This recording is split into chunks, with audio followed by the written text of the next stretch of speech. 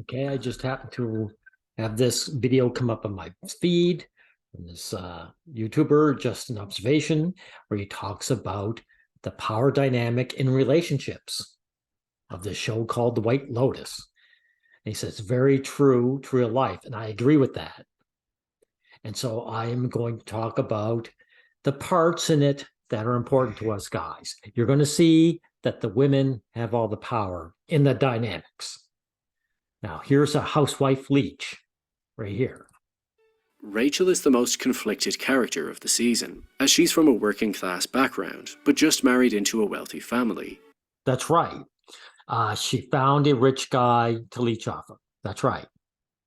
So now she's concerned that if she quits her career, she'll be fully dependent on Shane. She always, the whole purpose of her marrying him is so that she doesn't have to work for a living.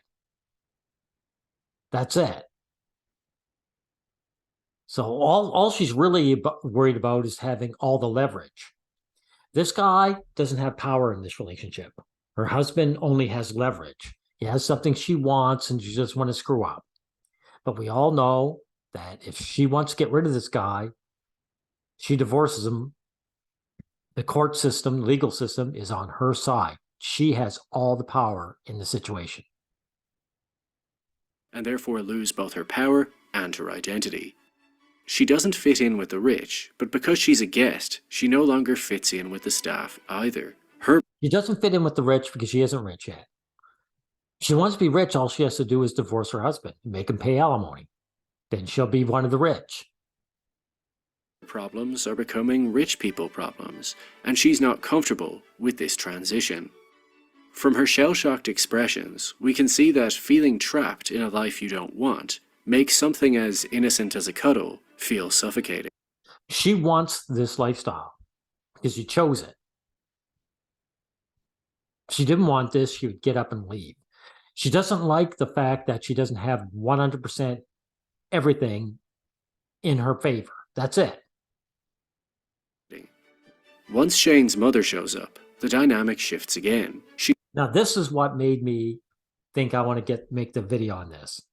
My man Pink and Yellow, Mr. Pink and Yellow, pointed out to me a long time ago that the whole reason that the nuclear family came about is that the younger women wanted the power for themselves. It's not the men that have the power in this situation, it's the older women. The older women would boss the younger women around. And so that's why they would marry these guys. And this is, by the way, why women and their mother-in-laws never get along, because it's a power struggle. Do you think it's a coincidence? You're like, every woman in the world, once she becomes a mother-in-law, becomes a bad person? Of course not. It's a power struggle between the young and the old, and the older women usually win out. And that's why the nuclear family was snatched up by the younger women.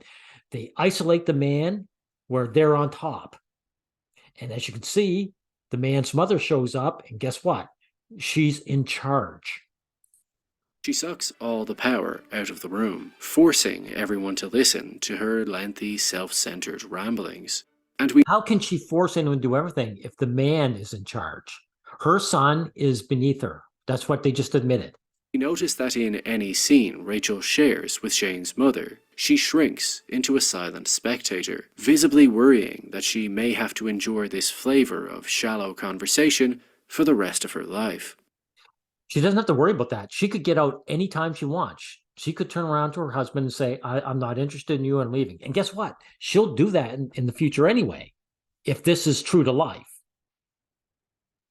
These women who marry the rich guys, they'll get bored and just decide they don't like him one day. And then they'll go to the court system, where the court system is entirely in their favor. So they have all the power, and they'll make them pay to what's that expression? The lifestyle they're accustomed to. So she'll be a rich person without having to deal with this man. She has all the power. That's what's going on here. Now we'll look at another power dynamic. Here we are, 857, Or again, you'll show a young lady who has all the power in the situation. Portia is the most interesting example of dual power dynamics in this season. While Albie initially has the power to offer her a second social life during her stay, once he develops romantic feelings for her, which she doesn't really reciprocate, as he's too nice, the power balance quickly tips back to Portia. There you go. This guy just admitted it. Romance is really just a power grab by women. When a guy says, I love you, what he's saying is, you have the power in the situation. That's right. This woman's not interested in this guy. She could just turn around and say, honestly, I'm not interested in you. She knows he likes her, and she doesn't care. She's going to use him. Can you sit here? Yeah, sure, of course. Yeah. The slightest little gesture can tell us everything we need to know about a power dynamic. Notice how when Portia asks Albie if she can join him for breakfast, he quickly agrees and starts pushing out the nearest chair for her to sit on. But she still chooses the slightly further away chair, and while Albie watches her the entire time, hoping his smile will endear her to him, Portia doesn't even look up. She's in her feelings, which communicates that she only really chose to sit with him for selfish reasons. He's focused on her, and she's focused on herself. Now, this is another thing that the guy said. Women waste men's time. If she just wanted to sit there and think about herself, she didn't need to take up this man's time and space. She could have chose another table, right? So this isn't just being selfish. Sorry, just an observation. This isn't selfishness. This is hostility. Selfishness would her just avoiding this guy and sitting by herself. She's sitting with him purposely to waste his time. But on the flip side, Portia is forced to do whatever Tanya says, as she's just an employee taking orders from her boss, making an older woman, is the one who's dominant over the younger one. And the guy has no power whatsoever. Again, very true to reality. Now, let's see, one last one, 1304, and we'll end it after that. Here we go. Get up here. Let's look at Portia and Albie again. Their first dinner date technically ends in a kiss, but earlier on at the restaurant, Albie details that girls aren't always interested in nice guys like him. They're never interested in nice guys like him. Portia then describes the type of guy she hopes to meet, and then see if you notice how she friend zones him in a single sentence. What about you? What kind of girl or person do you want to, be in a relationship with? So she's insulting him. It's not just friend zoning him. She's basically saying, are you gay? Which he knows he's not. So she's insulting him. This is, again, hostility. It's not just about power dynamics. It's what you do with the power. When men have power over women, they treat them great, no matter what the feminist propaganda goes out. But when the women have power over the men, they treat them like trash.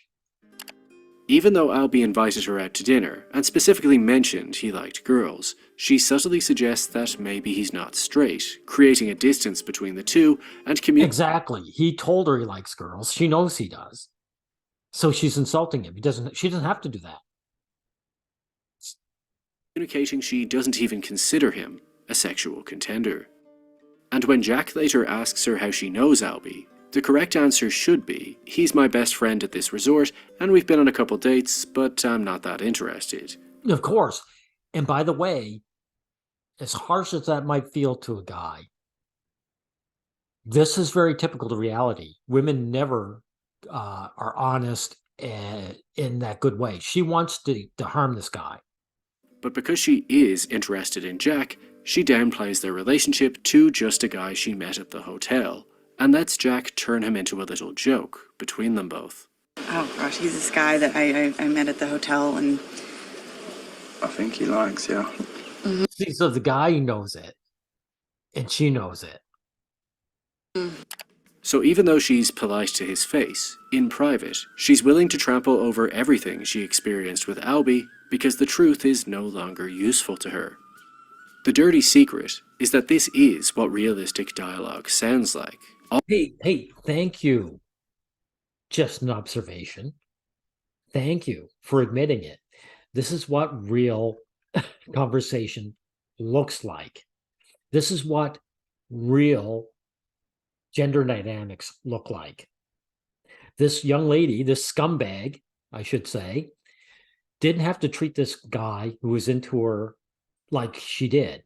She didn't have to use him. She didn't have to shit on him. She could have just rejected him right away and was up in front. But here, her instincts are to harm him.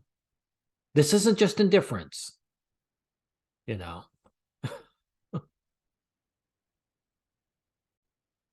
All right, that's all I have to say. We'll end it off with girls in bikinis.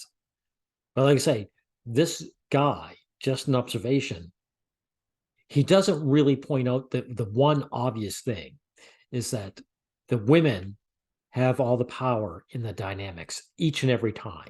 He actually believes that that housewife leech I showed you at first was the one without power. This is bullshit. She's just an observation. Where is she again? I'll go find it. This woman here doesn't have power over the mother, the older woman, but she has all the power over her husband. All the men in the show are at the bottom of the pile. And it's important to point this out to guys always. You want to be in a relationship with the opposite sex, you are at the bottom each and every time. Thank you.